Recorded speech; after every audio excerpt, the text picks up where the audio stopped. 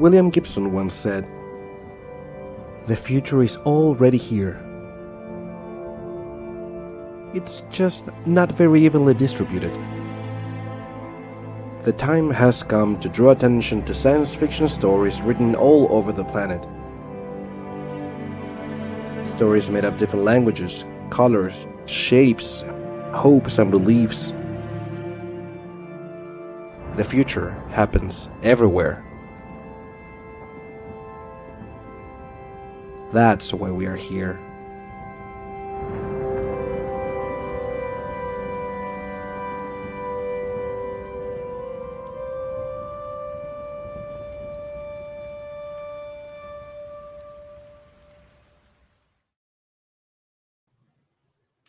Hi, everyone. Thanks for coming. I am Anna from Brazil, and we are here with César Santivañez from Peru. And we're going to be our host for today for our Climate Injustice panel. So, César, what we have here for today? Hi, Anna. We have a great panelists for today. I'm very excited about this subject because it's a very urgent and necessary one. So that's why we co-host this because it's a very huge thing. Maybe we can let our panelists introduce themselves. Yes, that will be great. So I would like to invite Bodhisattva Chattopadhyay to be the first here to present yourself. Hi, Bodhi. How are you doing? Hi, Anna. It's a pleasure to be here. It's 11 o'clock at night over here, so I don't know where our audiences are from. But hello, everyone. I'm Bodhi. I'm an Indian, but I'm based in Oslo, Norway, at the University of Oslo, where I'm associate professor. And I lead the research group Co-Futures, which is a transnational, international group with people from all over the world, and we are all working on future fictions, near future visions of humanity, and we're dealing with how science fiction or future fictions talk about things like climate change, demographic change, and technological change. I also run a games research lab at the University of Oslo, the Holodeck, and my most recent work, which might be interesting for a group like this, is a documentary film on science fiction called Kalpavigyan, A Speculative Journey. So we just got selected today at another film festival. It's traveling this year all over the world. It's a history of Bangla science fiction, and also the first documentary film as such on Indian SF. So I'm really quite happy about it. And but from next year, it's going to be open access. So wow. Yes. Thank you so much. And our second guest is a person from the organization, a very famous Mexican science fiction writer, Gabriella Damian Miravete. Could you present yourself? Oh, Anna, you are so lovely. Thank you so much. I'm very, very excited to be here and to testify how the panels are developing after we imagine how they would be and the enthusiasm of organizing them before. So thank you so much. And well, I'm Gabriella Damian Miravete. I'm from Mexico. I am co-founder of two collectives. One is called Cúmulo de Tesla, which is an art and science collective. And the other one is Mexicona, which is a convention, a Mexican convention of speculative and fantasy fiction. And this achievement I always talk about because I'm very proud of it. I won the James Tiptoe Jr. Award, now called Otherwise Award, in 2018 for a short story that Anna translated, by the way. and published in the Mafagafo magazine in Brazil. Translated to Portuguese, obviously available in English, and it's called They Will Dream in the Garden. Okay, thank you very much. It was a pleasure to translate you into Portuguese, Gabi. Okay, and our next guest will be Seran Demiral from Turkey. It's also night in Istanbul. Hi, Seran. Hello, everyone. I'm Seran Demiral from Istanbul, Turkey, and I'm a sci-fi writer too. But especially I write books for young adults and adolescents. And nowadays I'm working on a novel for adolescents, which is about climate change, by the way. And I also have a PhD in sociology department. I work as a lecturer in several universities in Istanbul.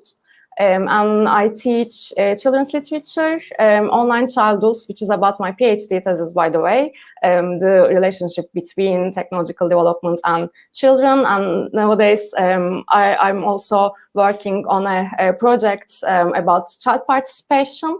And I'm trying to combine my interests through nonfiction and fiction for sure, but also I'm developing several workshops about ecology with children. So that topic was quite inspiring and exciting for me. And here I'm also very curious about what I'm going to talk about. We will see. Thank you so much.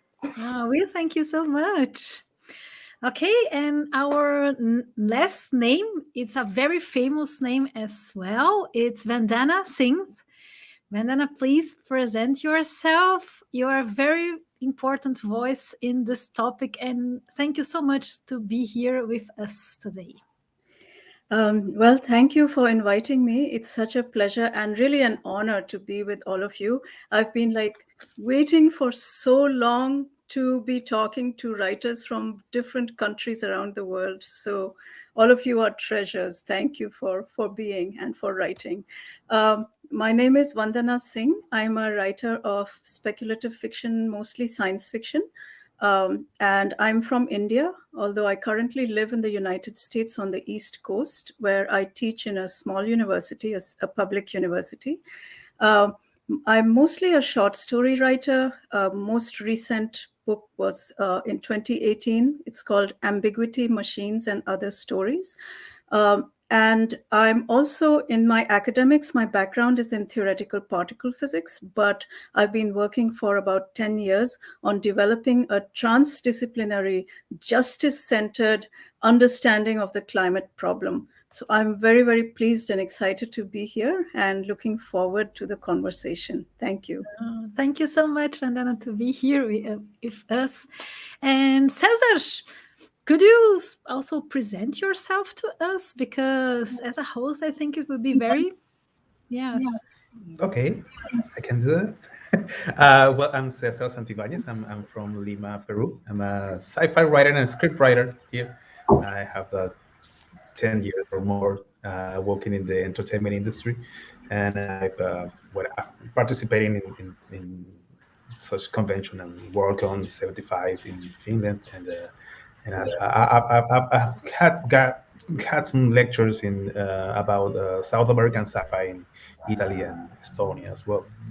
And yeah, I've recently edited a Peruvian speculative fiction anthology with Pandemonium Editorial, that is a small independent press here in Lima.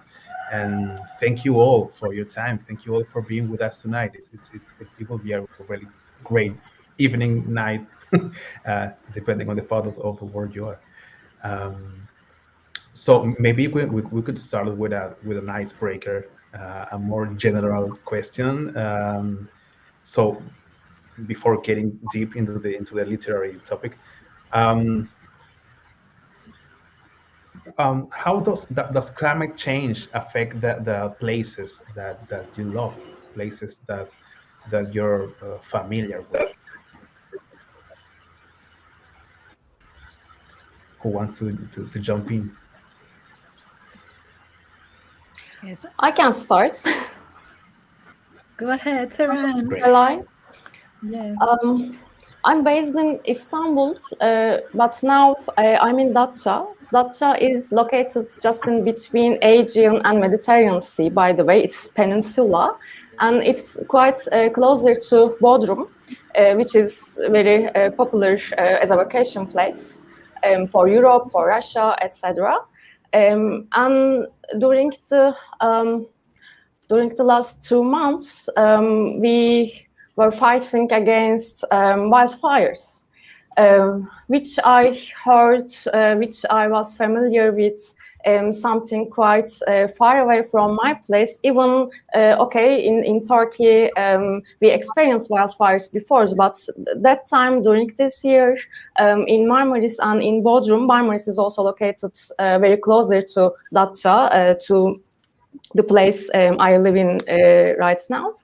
So I experienced all the beautiful places disappearing. And by the way, I taught a new lecture for me, which is called Society and Ecology, during the autumn and spring term in a university. And I was teaching, I was reading and trying to understand and teach the grad students about human-nature relationship, human-animal encounters, human's reaction to other species, etc. But after all those months, now I'm hearing my voice because of that. I'm distracted. But anyway, it was quite terrifying, and I can say that we feel anxiety about ecological climate change, climate crisis. We can define it as crisis for sure. But nowadays it's becoming more than anxiety for me, maybe because of getting closer and because of becoming more and more worried about the future of Mediterranean. Last year in FutureCon, we talk about future in Mediterranean, but nowadays I'm really worried about the future of Mediterranean in our real life because of climate change. So I'm trying to relax myself by reading Roald Dahl and remembering the history of Mediterranean before human beings. So that might be a starter for us. Okay, who's next? Please jump in. I can go next.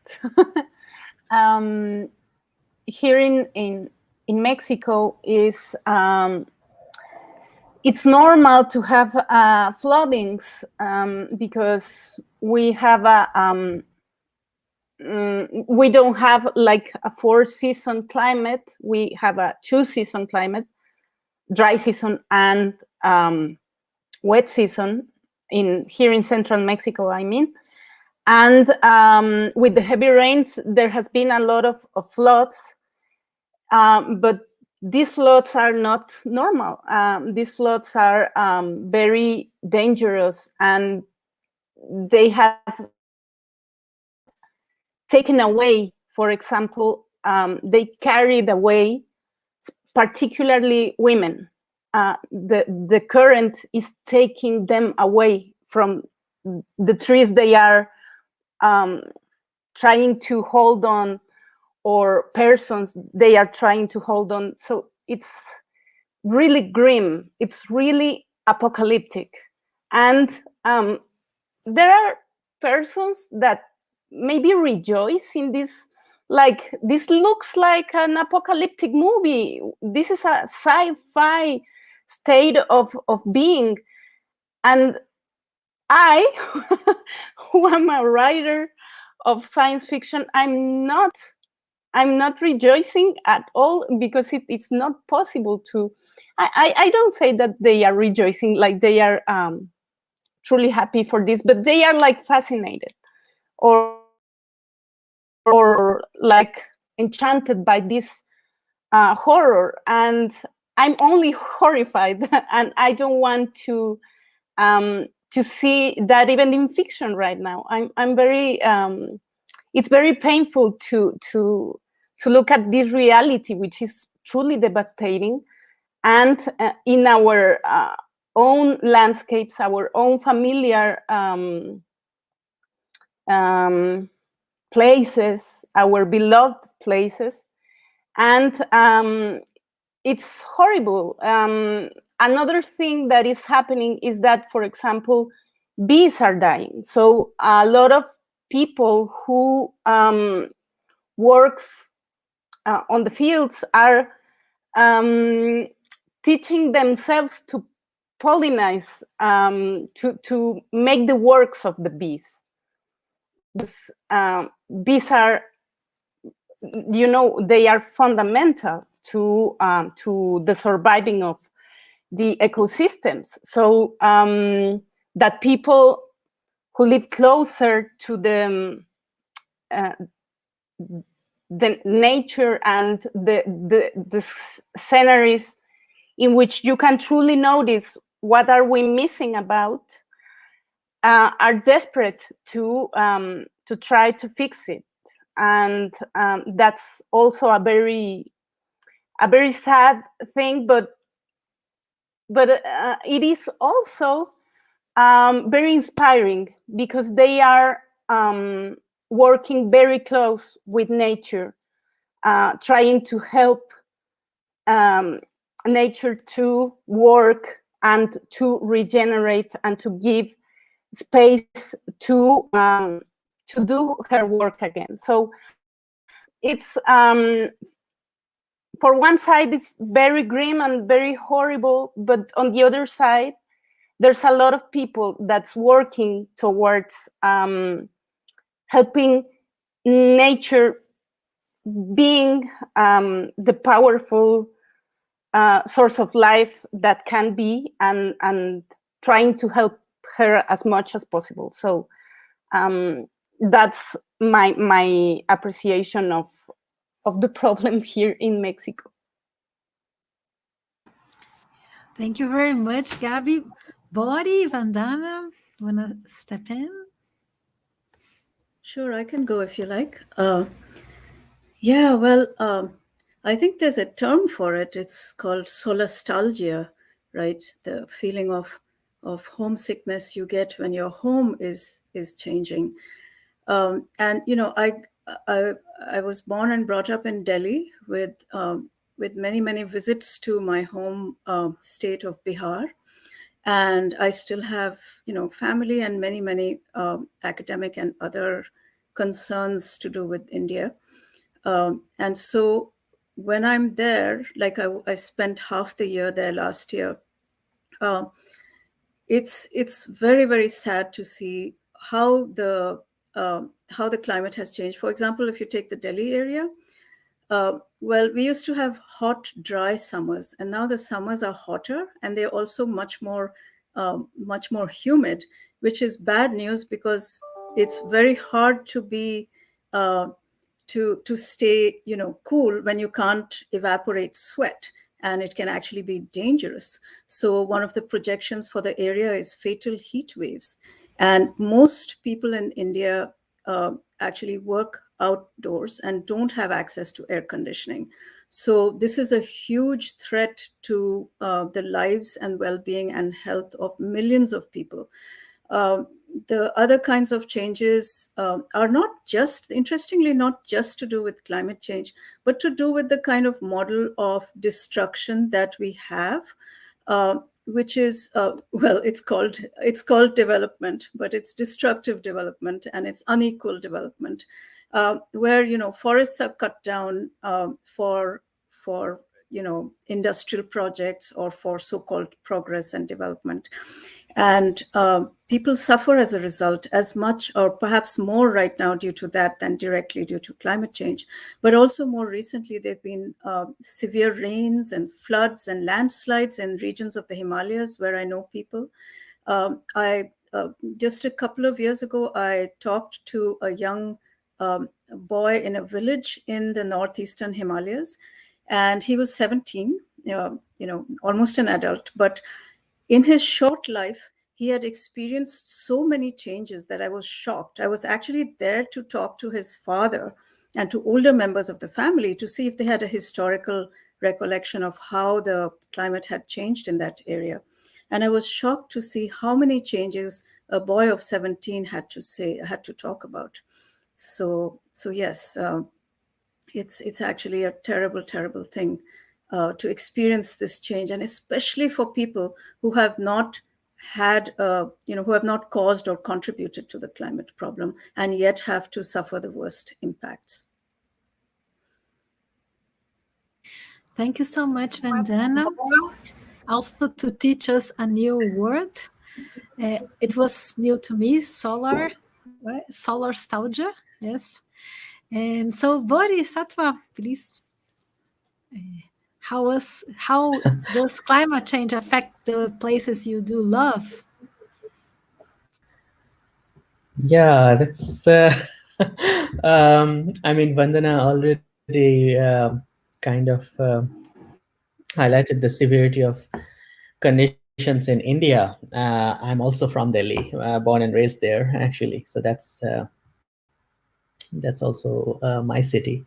I mean, this is it's interesting because when we talk about localized effects of climate change. So, for instance, I can talk about Norway, right, where I live, and I've kind of lived and worked here for the last decade plus. And it's not just the place I love. There are many other places I love which are also equally affected. But Norway is one of those countries which is kind of interesting because it's often highlighted as this almost case study in kind of like places that are least vulnerable to climate change and things like that. Even though it's like right above us are all these glaciers that are melting all over the place in Norway. Norway is also experiencing much wetter summers, much more rain, which in turn cause all kinds of issues. So one report that NRK, which is kind of the National Broadcasting Organization, so they ran an entire report a couple of years ago on chasing climate change. It's called Chasing Climate Change in Norway. So if you just Google Chasing Climate Change, you will find a list of, it's a very evocative, powerful report on the kinds of things that are happening in Norway right now in terms of, so for instance, you wouldn't think that Norway is a place where you would grow sufficient grapes in order to have wine, but you actually do now. And that's because it's warmer. I mean, this is Norway, but yeah, and what Vandana just mentioned, the changes that we're seeing in some ways are so rapid. For instance, snowfall. Back in 2010, when I first landed in Norway, and the kind of snowfall that used to happen in 2010 is very different from the kind of snowfall we've seen in the last few years. So this is interesting because there's a lot of resistance to because Norway is also a major oil producer and so on. There's a lot of resistance to the idea of talking about climate change, and there's always this notion that, we must pass the responsibility elsewhere, right? Because, India and China, they're the most polluting nations, etc., etc. Norway is, is just 5 million people. They don't pollute as much and so on. But, the oil production and the kind of this way of passing responsibility, passing the buck, that somebody else is responsible. What people forget is that we're all kind of in this together, even though there is such a huge disparity in how the poorest parts of the world are going to experience it versus richer parts of the world like Norway. It nonetheless is something that is going to affect all of us in different ways. And in Norway, I think a lot of the indigenous communities in Norway are facing the brunt of this. And that's also because they live in the northern parts, the Sami people, they live in the northern parts of the country. And that is one of those places that's really affected by climate change. The reindeer are affected because they can't find food and so on in the because of this kind of rapid melting, which causes an ice layer on top of the snow. So, everything is connected. So it's kind of like just, when we try to understand it, we are, Margaret Atwood's often used phrase that it's not climate change, it's everything change, right? So that scope of that everything change is often lost when we are trying to pinpoint, like, oh, these are the specific things that are changing. Oh, this is what we can map, and so on. So that's some of my, when trying to think about climate change, it's one of the questions that I deal with. How do we deal with the everything change instead of the very small? Thank you. Yeah, we thank you. And also, everybody's watching, thank you for being here with us. If you can add in the chat also what happened in the places you love, you can type there, and we can have like this little solastalgia already. Cesar, do you want to comment? And Anna, I'm very curious about Brazil, one of the big lungs of the world. And when you talk about climate change, you always talk about Brazil, and maybe that's a great thing to know. How are things there? Well, my city, São Paulo, was known like as a drizzle city. It was like the name of the city, and now we have a very severe drought here, and it's awkward because like it's not the place I know anymore, and that's because of this huge deforestation they are doing in Amazonia and in Pantanal, like the two biomas. And we are so far away, and we see the effects like very severely on a daily basis. And I even become vegetarian because I'm so against this politician in Brazil, because all the deforestation is because of soybean production, and soybean is produced to feed cattle. And so, like, to be vegetarian, it's not a marvelous answer, but it's like my teeny answer for this, and it's a pure hate. Like, should be like, I don't know, a very positive way of thinking about food, and that's what we can do in our small houses and and write fiction, of course. Wow, that's very, very interesting. Well, here in Peru, things get very political always, and every year some climate activists get killed in the Andes or in the Amazon just for standing on these big corporations that damage the environment. And it's very sad because people of the Andes are have so much respect for the land, so it's a big crash, a big cultural crash always. But these narratives about climate change, ecofiction, and all these narratives implies a social change. But to make this social change, we got to make a cultural change before, and that's where literature takes a good role, an important role.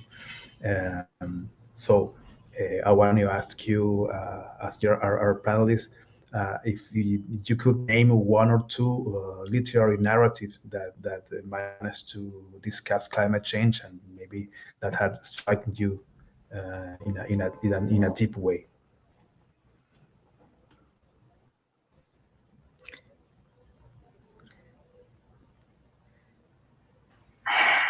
Well, I can name two of my favorites. They are not specifically centered on climate change, but I think they proposed another way of being in the world, which is what I think we need. I'm an absolute fan of Ursula K. Le Guin, and always coming home is very important for me. It's like I want to do something like that someday. And I think, as Cesar was saying, always coming home goes deeper, because it's not offering like solutions to our particular situation, but presenting a mind frame in which we could live. The mind frame of a fictitious people called the Kesh that for example, think that accumulation is more of like a sin. It's accumulation is not a desirable trait of personality. Being a hoarder is like the worst, which is a very capitalistic personality trait. And the Kesh defined richness in terms of generosity, in terms of how much you give to others, and not how much you accumulate. And they have, I think, very similar to internet, but they are not very invested on it. Because it is wonderful. It brings wonderful things, like, for example, us talking right now from our homes in so distant, so different parts of the world. That is an amazing accomplishment of humanity. But at the same time, all the material resources we need to bring this technology to every home, but not every home, that's a lie, but even like duplicate that resource in just one home, in just one country in the world, for example. That is not so good. That is not an accomplishment. So I think what Always Coming Home by Ursula K. Le Guin brings us is like a new mindset, a new, and it's not so new, because it is an homage to the richness of Native American cultures, which Ursula very understood very well and loved very, very much for her, because of her personal history and familiar history, but also because of the consciousness she raised about being the person she was in her country, the white person she was in her country. So I think literature can do that. Literature can provide new mindsets, new mind frames. So we reconsider our approach to nature and technology. The other one, very quick, is Marge Pierce's Women on the Edge of Time, which I think it's very brilliant in her portray of this utopia. In technological terms is very interesting, and also in social terms. So I'm fascinated by those two works by two brilliant authors of our kind, our branch of literature, which I am very, very proud to be part of, because we are thinking the future and we are trying to make it better, hopefully, with our narratives. Wow, thanks, Gabby. Can I mention how glad I am that, Gabriela, that you talked about Always Coming Home, because that's one of my favorite books too, by Ursula Le Guin. And you know, sometimes when I want to feel like what it's like to live in a culture where I really would, feel fulfilled in life, and have a community that I could grow with, I just pick up that book and immerse myself in it. So that would be one of my examples as well. And of course, we know there's a lot of dystopic literature to do with climate change, and that has its place because, dystopic literature points out it's a warning. It tells us, look, if we let this happen, then these are the consequences. And then there's things that are in between, because we know that dystopias and better worlds seem to exist simultaneously in reality, sometimes at the expense of the other. So, we have also like an example of a warning dystopic world is Parable of the Sower by Octavia Butler, which is, of course, it's about societal collapse in the context of climate change. And it was the first book that I know of in the Anglophone science fiction tradition that explicitly talks about global warming and climate change. So those are some of the works that come to mind. I'm also thinking of a short story by Nnedi Okorafor called Spider the Artist, which is absolutely remarkable in all the threads it brings together about inequality, about suffering, about the oil industry and the horrors they have committed in various countries in Africa.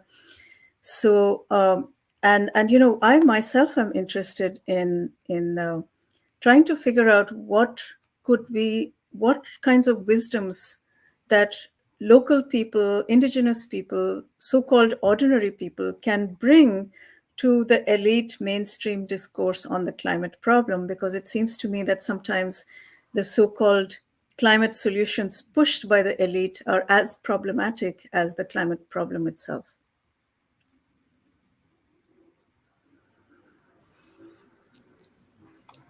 Go ahead, Seran.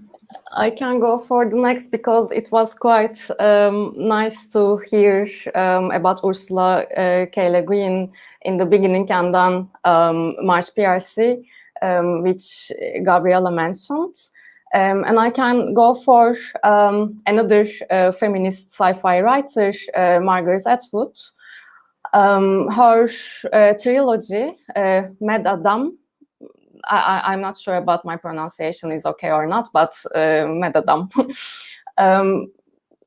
Actually, the second book of the trilogy was quite inspiring for me because of the God's Gardener's oral hymn book, because of the poems inside.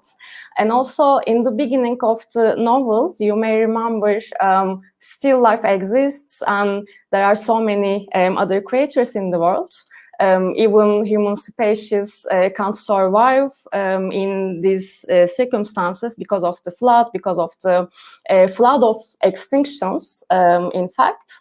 And I mentioned about that human and other species communication, human-animal relationship, etc. before. So here, during that novel, it was quite inspiring for me to hear about the language of each animals, each species, spiders, ants, elephants, all have their each languages. And after wildfires in Turkey, I heard about Midis approach before, but nowadays I know that here in Turkey, people use those vehicles, those tools to listen to the sound of the trees. People just try to find out new ways to communicate the other species, which is quite inspiring and motivating for me to survive, to create, to have the power inside me to live and produce more, I can say. And one another thing I would like to mention, which is more recent, written in 2018, The Overstory.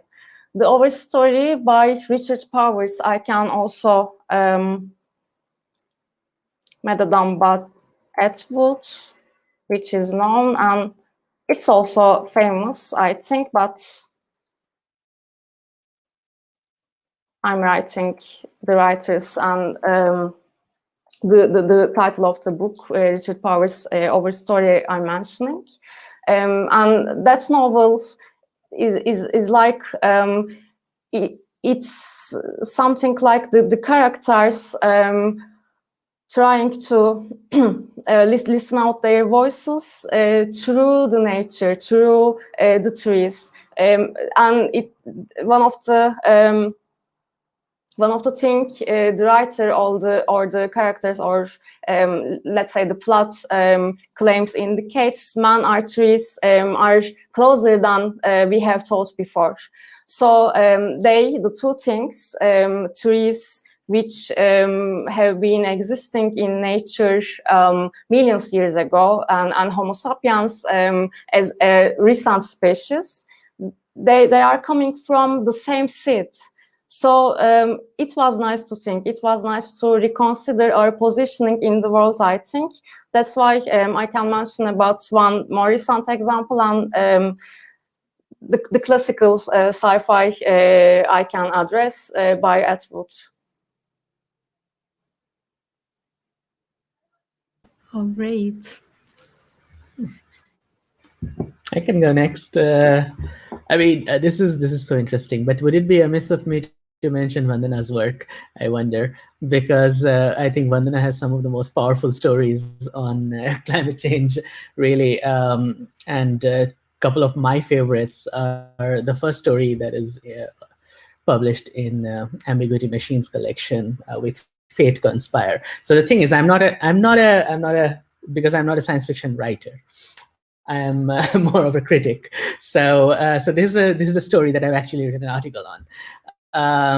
And another one of my favorites is Indra's Web. And one of the things that I really like about Vandana's work is that it's not dark. It's not all dark. There is a lot of climate change. There's a lot of disaster. There's a lot of things that are happening, but it's not this a sense of something else.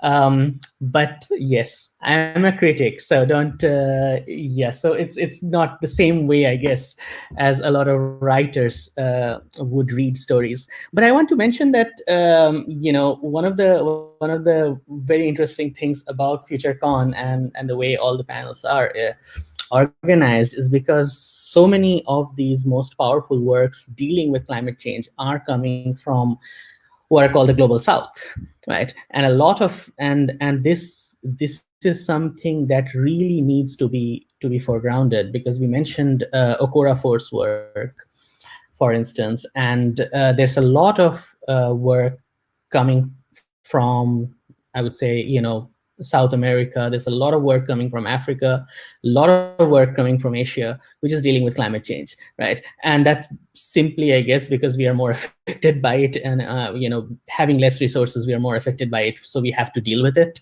I mean, in Turkey, I was reading about the sea snot problem. I mean, it's bizarre, right? So a lot of these works deal very directly with climate change.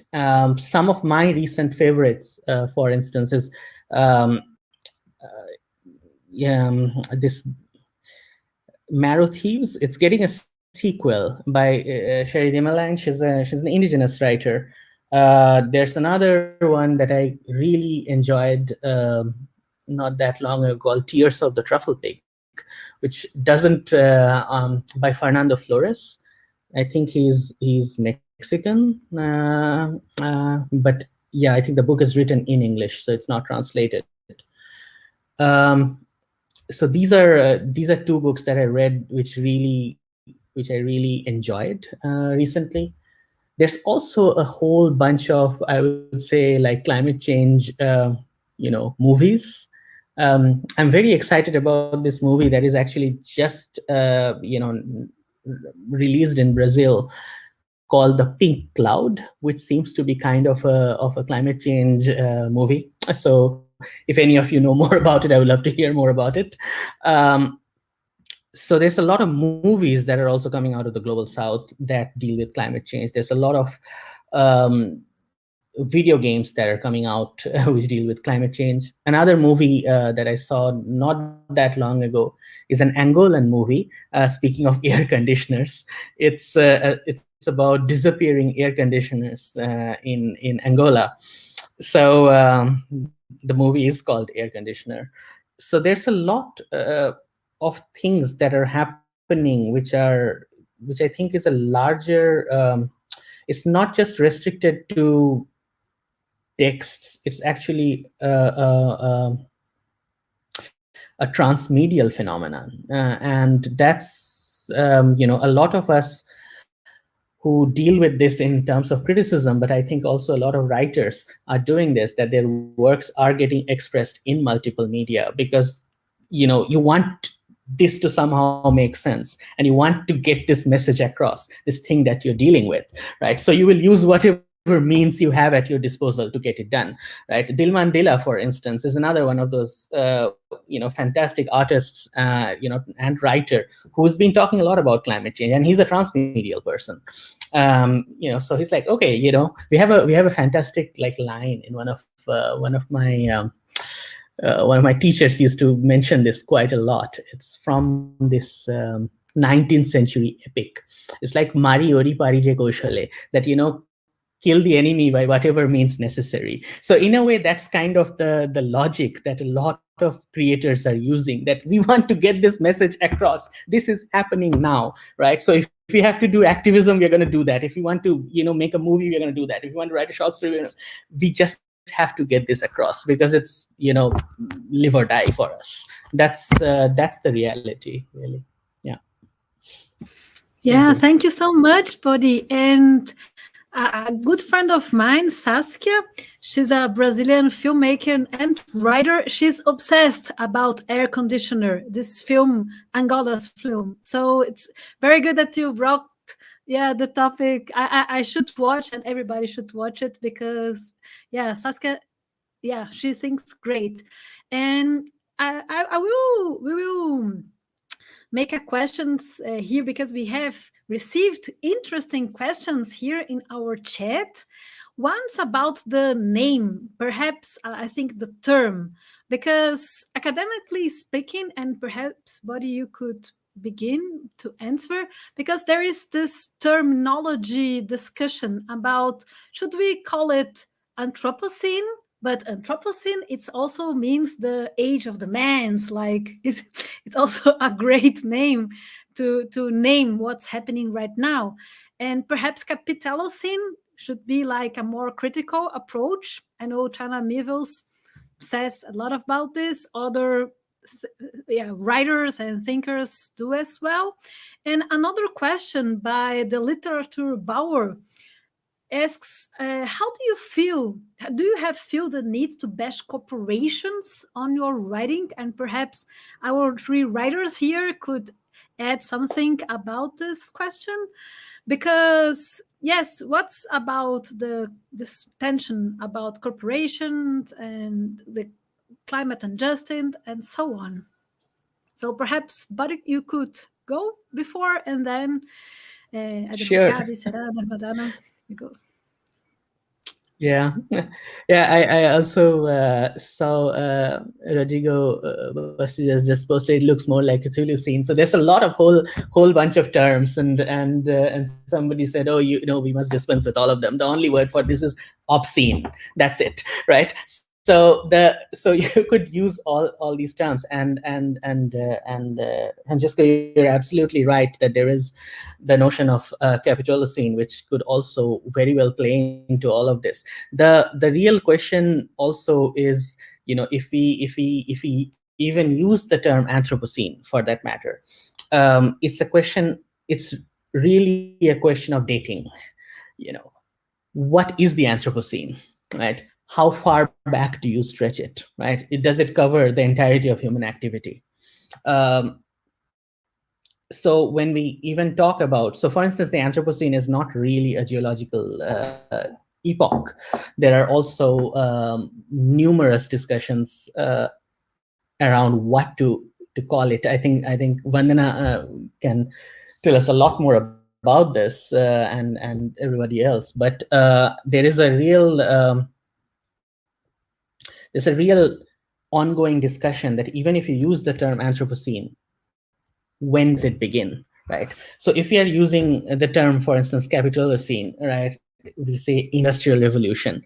Which industrial revolution, all right? So there is, so classification systems are useful. And I think to a certain extent, what the term Anthropocene does, I don't like the term, but to a certain extent, what the term Anthropocene does is that it does bring out human responsibility very directly. Instead of calling it, Meghalayan age or whatever we want to call it. So the notion of human responsibility, and it's not just, of course, there's the question of, whether we want to bash corporations and so on.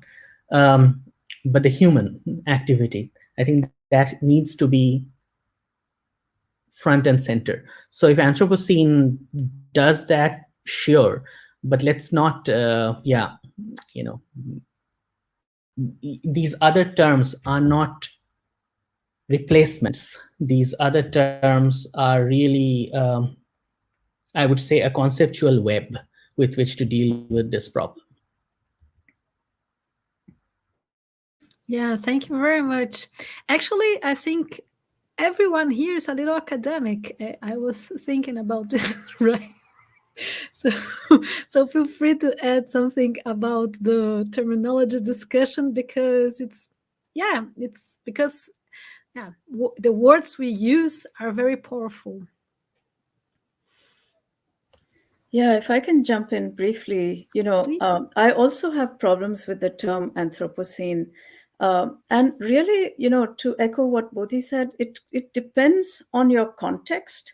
If you're talking about looking at the Earth from space and trying to think about what is the impact of one species on the Earth system, then maybe it makes sense to say, hey, there is a human impact. But you can't leave it there, because you have to examine the fact that not all humans are equally responsible for the climate problem, nor are they all equally affected by the climate problem. And in fact, it's a certain socio-economic system that has come up in the global north and has now become parasitical on the entire planet that is responsible for this crisis. And of course, there are debates about, yes, say if we call it Anthropocene, then when does it start? Like, does it start with the discovery of agriculture or the invention of agriculture, or does it start, more recently? But in a sense, these are academic. It's true that human beings have, throughout our history of like more than 200,000 years of existence as a species, we have affected the planet. And early humans have, and others, various societies around the world have actually caused extinctions, for instance, of megafauna, or had a role to play.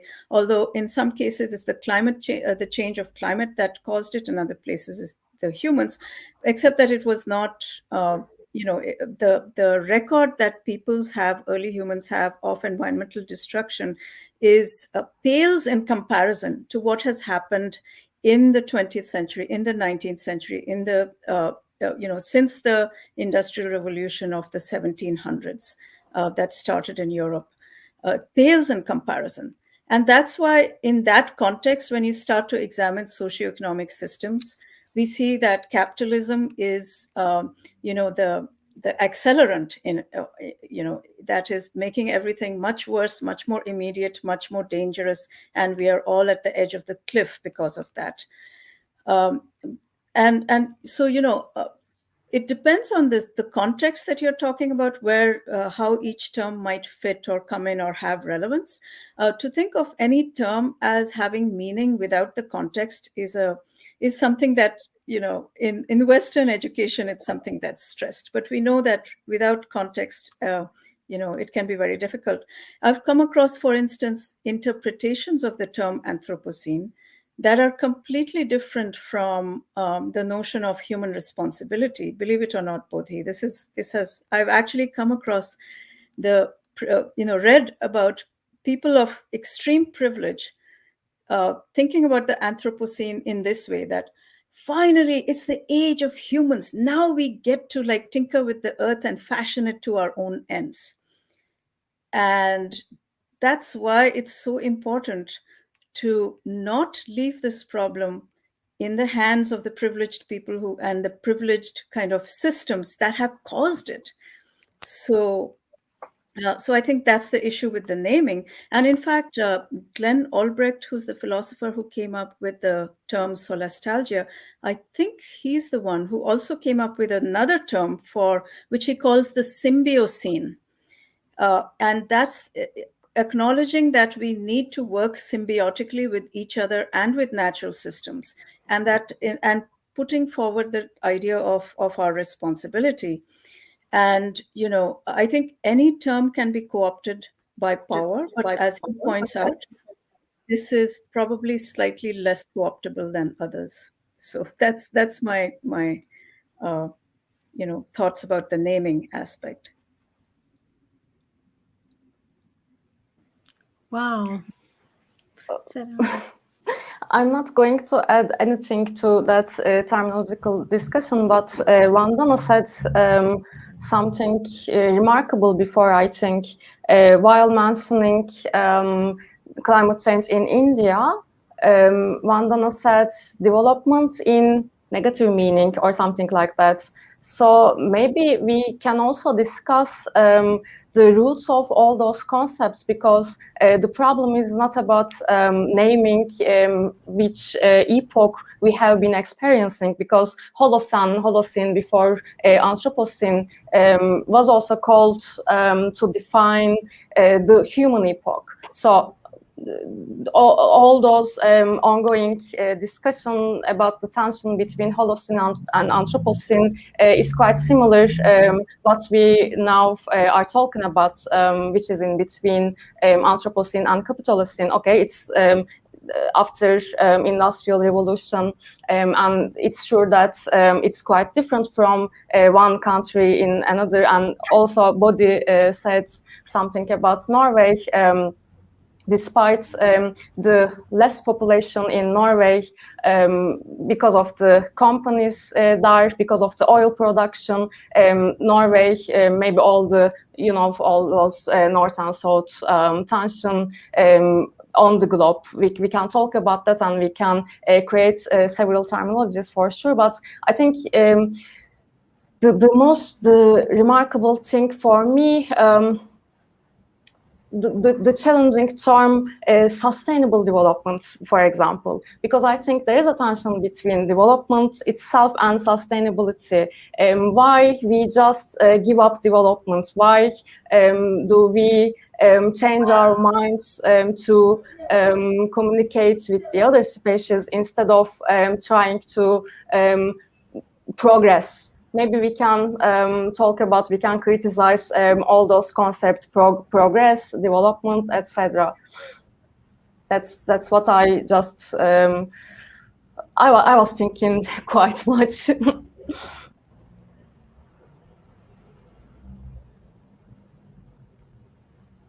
Great. Can I say something, or my turn was lost when I left? Yeah. Yes. I stole your place for a while.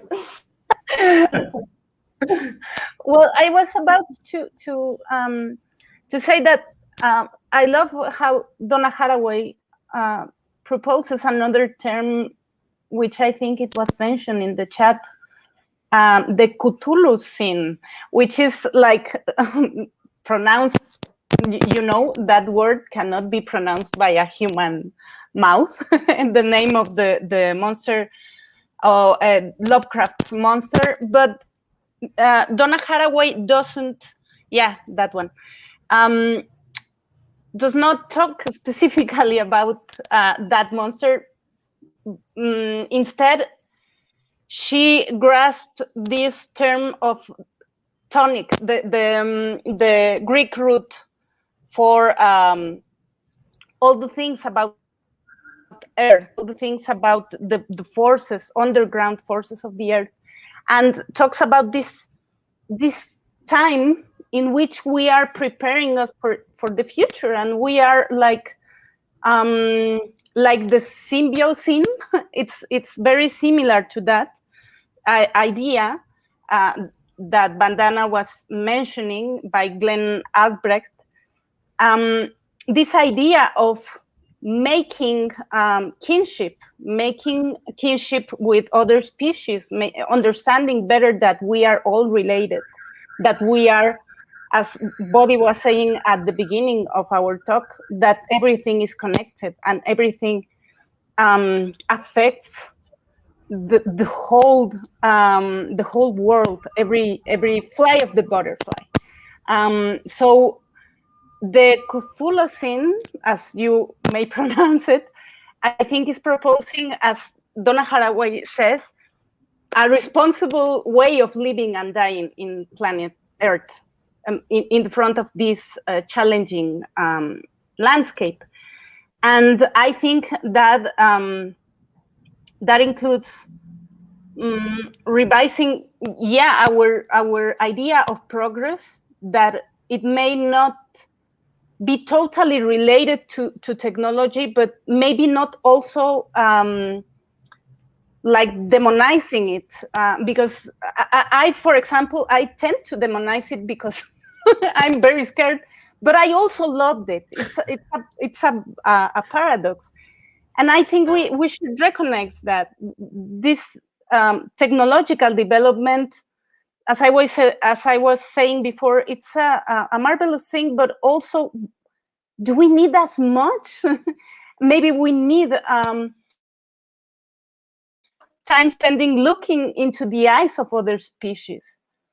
But if we are like being obsessed to keep our ways of being in the world, our very human ways of being in the world, there will be no more companions. And that's a huge loss, but also it's the loss of us, because we could not exist without them, because we need to understand that we all produce the life of the other. I think that is the challenge, that we must understand now, that it's very difficult to let go some human stuff in order to keep our humanity. I think we or the positive things we think define humanity, but also we need to leave aside a lot of stuff that means to be human, and that is intrinsically linked with destruction of our own environment. So Cthulhucene, I think it's a good transitional place to be in this kind of discussions. Great, thanks, Gabriela. And I think we maybe we have to rebuild the whole concept of evolution and progress, and build bridges with an ancient knowledge too. Maybe there are some keys hidden for our problems of today. So I was I'd like to get back for briefly to our literary aspect of the climate change. So we know climate change has been a big topic in fiction for the last decades, and authors like Le Guin and Atwood managed to make great works with it. But I'm curious, just to expand our references. Do you know about any book that talk about climate crisis, or maybe were climate based before all the climate change came to agenda? Is there any examples that you are aware of? Well, I could quote the work of a very famous Brazilian writer. She wrote in the 60s. And I think it's crazy how Dina Silveira de Queiroz, so Dina Silveira de Queiroz, could portray, like, I don't know, ecology discussions in the 60s from Brazil. Like, it's not like so far away from us, but I think it's like very interesting to read this piece. It's a short story called They Will Inherit the Earth. I don't know if it was translated into English, and if you are an editor and are watching this panel right now, you should think about translating it, because it's a marvelous short story written by a Brazilian writer. So it's an example that's very interesting. It should be more read. I think someone also mentioned Earth Abides in the comments. That's another one. But I would love to read that story, Anna, whenever it is translated, because I like very quickly jumping into this, because I started so my PhD was on 19th century SF, late 19th, early 20th century SF, and it's remarkable how many works from that period that you can find which are really resonant with so many concerns that we have now, including climate change. But I think a lot of it was had a slightly different inflection, even though you would find the same kind of effects. And this is basically post-apocalyptic fiction.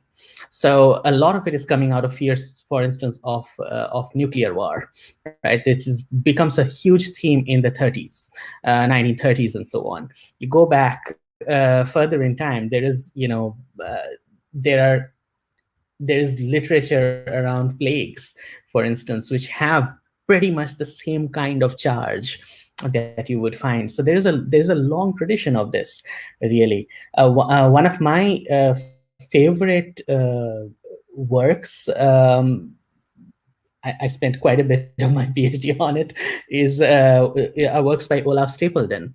Olaf Stapledon's Last and First Man and Star Maker also deal very directly with these concerns. Star Maker actually deals with a universe that is coming to an end, right? So it's like a history of the universe. So there is a lot that is out there. So and one can, yeah, I think there is a database, dragonfly.echo, I think it's called, which is kind of a climate fiction or environmental fiction database, which deals with a lot of these, which most of the works are post 2000s, but it also has a lot of the earlier works and classics. Yeah, so yeah, I could go on and on. Really, but I would love to know what the other people's recommendations are as well.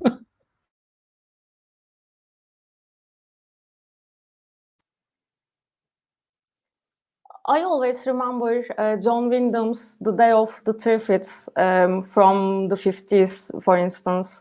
All those volcanic plants from many different regions of the world. People just got shocked in the beginning because it's quite like vegetables on vacation, and they feel pain, fear, misery because of those plants who can talk to each other. So they just discovered that trees have actually intelligence. So it was one of the first examples I have read during my teenager time, discovering all those sci-fi classics. And I was inspired by humans' reaction to intelligent other species through Wyndham's novel. And also, I may not pronounce it very well, José Veja. Please help me, Anna. 3 Trials of Mani Rema, I would like to mention about. It was quite interesting, for instance. It's perfect. It was José J. Veiga. It's perfect. José J. Yes, Veiga. Perfect. Because I just tried to learn Spanish for a while. I used to say Jose, and then I discovered that, okay, it's Jose in Portuguese, not Jose. And it was quite interesting because it shows us, the novel shows us inhumanity of the human beings against other humans and also other species, all the animals, all the mammals.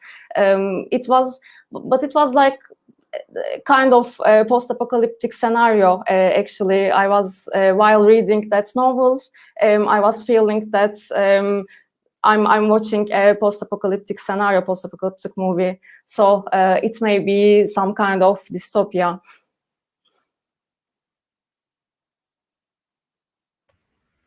Well, I'm really impressed with everyone's knowledge of historical environmental science fiction, which I don't have. But what comes to mind at the moment, and I'll just mention this quickly, is a 1975 novella by Ursula Le Guin, actually, called The New Atlantis, which is in the context of climate change and rising seas and a mysteriously rising continent. And interestingly, we know that climate change is not only sinking lands, but also some lands are rising up because as ice melts, there's less pressure pushing down on the land, and so it tends to rise up and the local sea level falls. So anyway, that's a great story to read for multiple reasons. So. Oh, I love that you said the New Atlantis. I love that concept of what the melting shows, which is very astonishing. If you look at the news when they found like a wolf cub from I don't know how much time ago, totally intact, and animals from another geological time. It's so amazing and scary at the same time, and that made me think about a novel of Julio Verne. I don't know how to say in English, which I have not read, but I read about it, which is called, it's called in English, I don't know the title in English. In French, it was called Sans Dessus, which is like Maston's Secret or something like that in English, I think, because it's one of the characters from Voyage to the Moon.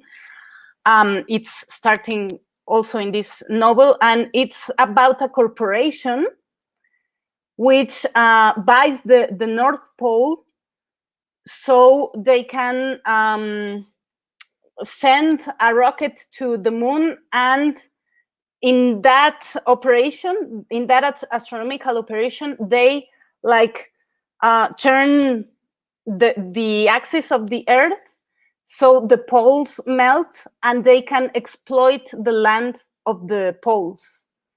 They don't care about poles melting and the consequences, because they want the richness of the land in the poles. And it's a corporation. I mean,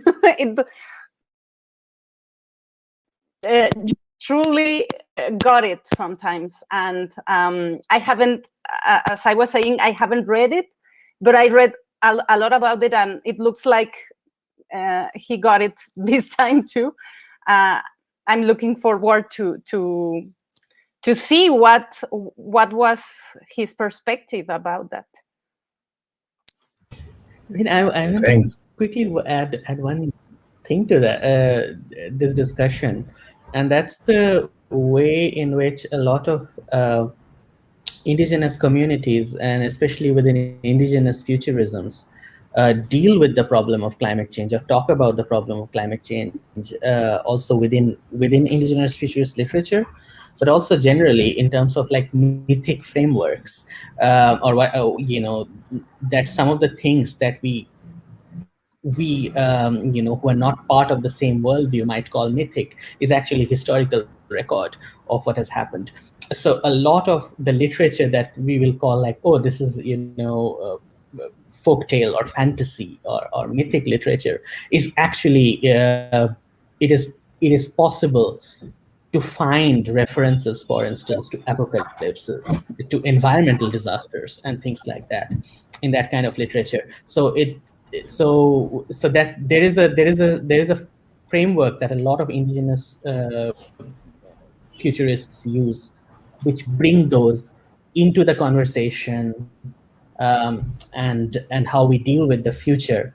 Some of the things have to do with how we also understand our own mythic beings and our own mythic selves. So that's something that I think should be mentioned. That science fiction as as one kind of way of thinking, but it is not the only way of thinking about futures, right? So there's many different ways of thinking about futures. Yeah. And then now that you mentioned, Buddy, and you mentioned the topic about how indigenous population deals with climate change. One of the main Peruvian novels from the first half of the 20th century is The Hungry Dogs, Los Perros Hambrientos, by Seran, and it's a climate-based novel, and that they have two groups of main characters, the humans and the dogs. And it tells the story of this little town in the northern Andes that all of a sudden get hit by a very long drought. And it tells the story of how this scarcity affects psychologically and maybe gets very, very near the behavior of the humans and the dogs. It's very interesting. Yeah. Oh, Has it great. been translated? Sorry? Has it been translated? I don't think so. I think it has been translated, but as a thesis for academic work or something, but not officially. Yeah, I hope someday. Well, there have been 80 years from the If you first could edition, type so the maybe it's title about in time. the chat. Yeah, of course. César, if you could, yes, because people are asking. And thanks for asking. Who was watching us. So we have like our last minutes, and I would like to invite you all like to make announcements, invite people to read something, express your final thoughts. Okay, we're in this closing remarks round. Who jumps in? Seran, could you begin? Yeah. I have had a question in the beginning. I just want to start a discussion why you have chosen that topic, climate injustice, instead of climate justice. Or we mentioned about climate change, why climate injustice. That might be a very nice discussion for us, but we have no time. I'm aware of that. By the way, first time one of my stories published in other language except for Turkish, in Italian by feature fiction, Futurkia was published 2 months ago, I think. So you may read my story in Italian, maybe in any other language for the feature. I hope so. And nowadays I'm working on a young adult novel, which is about climate change, actually. I can define it as cli-fi. And I'm trying to write some academic stuff in English for sure. And I'm, as I told you before, I have been working on another children's novel, which is about climate change. So that's quite urgent, and it's like, as Bodhi mentioned in the beginning, it's we have no time, so we just should do something. That's why I'm trying to write about that topic. But as I told you before, I can mention about my novels and stories in Turkish, but I haven't been published in any other languages yet, except for Futurkia. So I can make this announcement to you. Thank you so much, by the way. It was quite nice to meet you.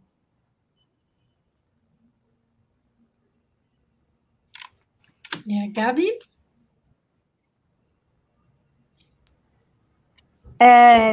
Well, thank you also, really. It has been so interesting and so satisfying to, I don't know, to be sad together and angry together. I think we need that a lot. And also be hopeful together. That's our job as speculative fiction writers, right? I just want to say that I think it's very important that we stay close to the people who are suffering the most the effects of climate change, so we can hear attentively, listen really, and try to get that message sent. If we have an outlet, we owe that to them. In Mexico, here we owe that to our indigenous communities, and I think it's a work that requires, yes, to listen and to participate in the discussion of their own struggles with an attitude of respect and generosity. And also I want to share that I'm about to have my first book in Spanish with Odo Ediciones, and also my first book in English with Rosarium Press, so stay tuned for both. It's not going to happen very soon because we are like starting the process, but time passes so fast that I think at the end of this year I'll have more news to share. So thanks a lot for sharing this panel. I was very happy to be with you. No, Gabi, thanks for you. And Bodhisattva? Yeah, final words, remarks, invitations. This has been absolutely fantastic. So thank you so much. I don't have any fiction coming out, but what we are working on. So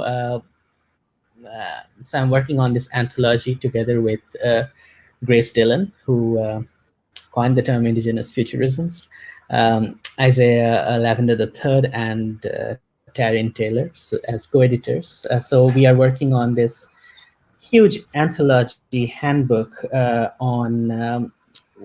It's called the Rutledge Handbook of Co-Futurisms. So we are going to have about 60 essays from around the world dealing with contemporary futurisms, dealing with different kinds of movements, new currents in these futurisms and new science fictions and so on. And we are each of us responsible for a different section. So this book is, in pretty much its final stages. So we hope that it will be published in June next year. So so keep an eye out for that one, because that's going to be quite a volume. It's going to be about 400,000 word volume. So yeah. Thank you. We thank you. And Vandana? Well, I want to begin by signal boosting something really important that's actually happening in the Amazon. And this is happening on September 10th. It's a gathering of a number of it's a kind of indigenous movements, indigenous peoples and others gathering. It's one of the first major bioregional conferences on basically kind of renewing the Amazon, and it's happening on September 10th. And let me see if I can post the link, if I can find it. As I'm talking, if I find the link, I will post it. But it's a major initiative, and I believe that many indigenous groups in the Amazon are participating in this. And the reason why bioregions and ecoregions are important is that we know that national boundaries actually cross a lot of contiguous ecological ecosystems, like the Amazon. Many countries are involved there, right? So it's important for people who live in certain ecoregions to be able to have the power not only to work locally, but to push politically as well, whether they belong to different countries or not. So that's one important thing I wanted to signal boost. And the other thing that I wanted to mention quickly is an essay I have recently read by a scholar of an indigenous scholar from the US who's a member of the Potawatomi Nation, and also a scholar at the University of Michigan, Kyle White. And I'm just going to put this amazing essay, which is about the way many indigenous communities, Native American communities, have imagined climate change and the meaning of time in that context. And it's called Time as Kinship. And we've been talking about relationships and broken relationships and so on in the context of climate change. So this is very much relevant. And lastly, I want to mention two things. One is that Bodhi and I and Joey Esrich from the Center for Science and Imagination at Arizona State are involved in a climate justice anthology project where we are kind of serializing stories and other creative works by writers from marginalized communities in India, along with accompanying essays. And the first of that will be launched on the web later in September. So I just want to mention that. And finally, that I just want to mention the fact that I'm taking part in an exciting project with three other international writers, including Libya Brenda from Mexico, and also a writer from Nigeria and a writer from China. And what we're doing is creating some climate-based stories in the build-up to the UN COP26, the 26th climate conference being held in Glasgow, and hoping for that opportunity to speak truth to power. Thank you. If I can add very quickly, Vandana, I'm also co-writing with Livia Brenda the story because we are, as a collective, Cúmulo de Tesla, working with Livia in that story. So we are together in that project. Oh, wonderful. Thank you. That's great. Wow, awesome. César, you. Oh yeah, well, my life's work isn't as a writer, but as an editor. So you could check out that's a Peruvian speculative fiction anthology. Short stories about climate change, the apocalyptic landscapes, like flooded Lima. You can check it out on the Facebook page of Pandemonium Editorial. It's in Spanish. Well, you can check it out if you want.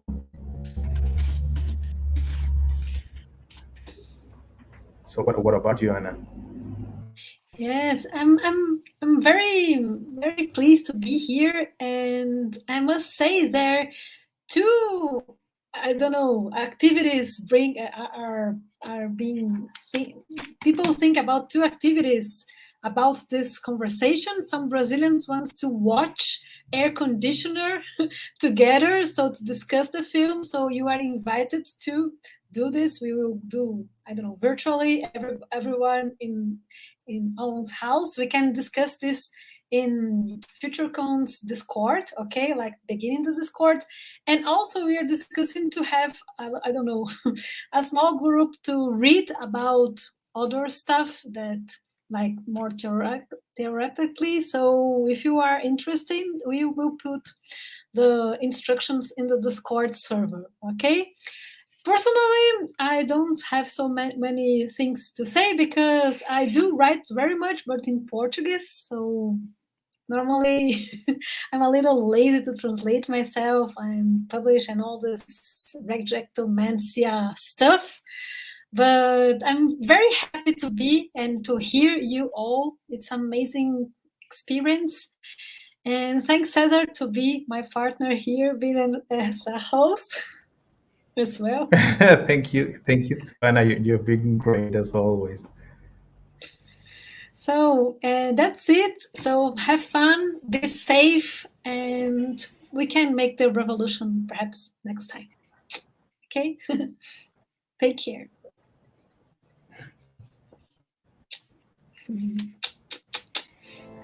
Bye-bye. Thanks.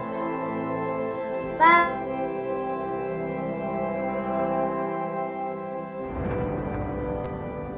William Gibson once said, "The future is already here. It's just not very evenly distributed." The time has come to draw attention to science fiction stories written all over the planet. Stories made of different languages, colors, shapes, hopes, and beliefs. The future happens everywhere. That's why we are here.